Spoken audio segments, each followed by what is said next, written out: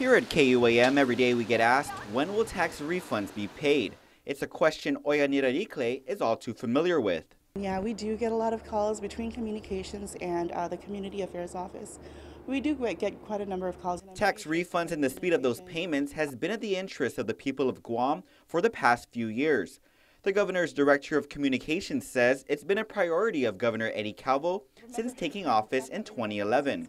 And I totally appreciate how we've been able to, this administration under Governor Calvo has been able to pay out tax refunds at a much faster pace. I mean, waiting a year or 2 years was so not fun.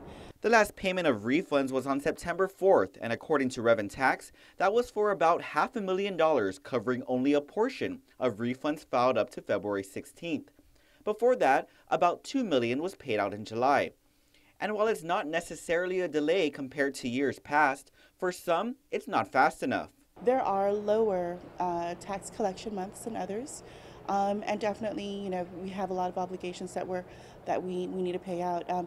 The governor, wants to make sure that we meet all these obligations, and so sometimes, we won't see as much tax refunds paid out as usual, but they're still being paid out.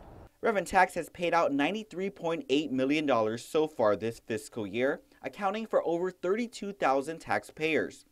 Nirarikle says we've come a long way, adding the governor appreciates people asking for a certain level of capability when it comes to the speed of tax refund payments. I think we're kind of a victim of our own success in some ways because, we've been so good at paying out tax refunds. So the question remains, when will tax refunds be paid out? September is actually one of the high collection months for the government.